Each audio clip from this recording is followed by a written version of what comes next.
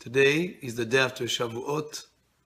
The day is called Isru Chag, which means the day after a holiday. And yesterday, Monday and Sunday, we celebrated the Zaman Matan Toratenu. This is the time that when we receive the beautiful gift and the most cherished gift in the world, the gift of Torah that Hashem gave us on Har Sinai. Just before Shavuot, we had started learning the Mishnah in Pirkei Avot that gives us a list of 48 aspects that a person should sort of gain to be able to really absorb the Torah. And these aspects will, each of these qualities that we're going to continue learning, are qualities that will help him to be able to absorb Torah and to gain knowledge and understanding of the Torah. So we'll continue from where we left off on Friday. Be'emunat Chachamim. What is Emunat Chachamim? Faith in the sages. When you learn Torah, you have to have faith that the Hachamim, that the sages, is actually an oral tradition that goes all the way to Har Sinai. At Mount Sinai, it was not only the Torah Shebichtav, the written Torah that was given, it was also the oral Torah that was given from Moshe Rabbeinu down to the next, to Yoshua, and then down the line from generation to generation, and all the way until nowadays, when we say that a rabbi has smicha, he was ordained as a rabbi by a rabbi who was ordained by an earlier generation rabbi or by a previous rabbi, all the way up to Moshe Rabbeinu that ordained Yoshua bin Nun.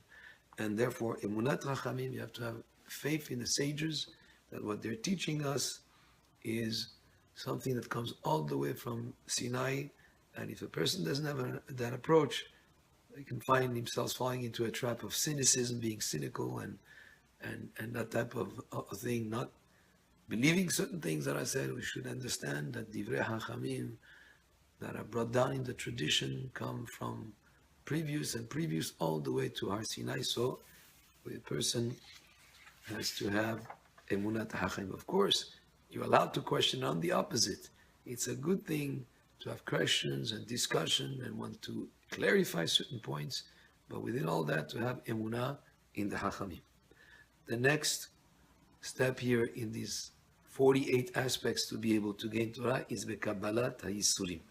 What is Bekabbalat HaYisurim? The acceptance of suffering. And what does it mean? It means that no matter what a person goes through, sometimes the person could, Yisurim, they say, Hachamim say, even it could be something minimal. It could be having a flat tire, or it could be putting your hand in your pocket to give $1 to someone, and you discover that you don't have it in this pants you're wearing today. Maybe it's in another pair of pants. So it could be even minor things, but Yisurim, which is any type of suffering, should not be a reason to distract one from learning Torah. So acceptance of Yisurim, acceptance of things that happen that sometimes could go not exactly perfectly. A person has to be willing to accept them, has to be willing to experience them as something that came from Hashem, and not to let that distract him and to make him be in a bad mood, and then he will not be able to learn Torah. So Kabbalat HaYisurim, accepting whatever happens with a certain level of acceptance as something that is from Hashem, and not to be upset over it. HaMakir et Mekomo. What is a Makir et Mekomo? Knowing one's place.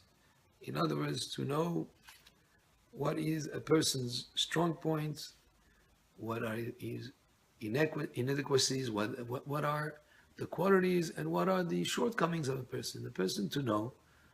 Some people are able to have talent more in one area than another. For some people in learning Gemara, they might have to go through it many, many times before they really get the idea. For others, it might come to them faster. Some people are more inclined to certain subjects.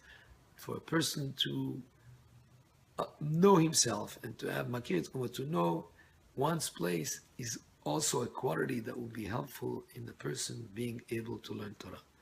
Because when you understand yourself and you know what is an honest estimate of what your capacities are, then you'll be able to ready to learn Torah and to strive for more Torah knowledge.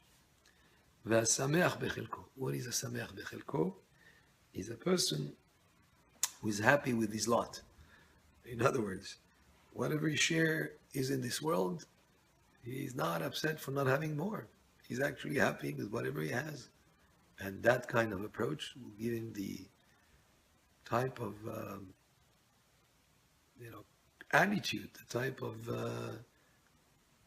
feeling about what's going on in his life that he's satisfied, that will make him able to learn, because he'll be able to concentrate better on learning rather than feeling that he got the short end of the stick and therefore is something that is not right, and then he will not be able to focus correctly on learning. ועושה סייג לדבריו, a person who makes a protective fence around dvarav is either his words or his personal matters. So if we explain it around these words, so in other words, he's very careful with what he says, how he pronounces things, how he explains things. A person who's really intent on learning Torah is going to be very exact and careful not to leave room for misinterpretation. Baruch Adonai le'olam, amen ve'amen.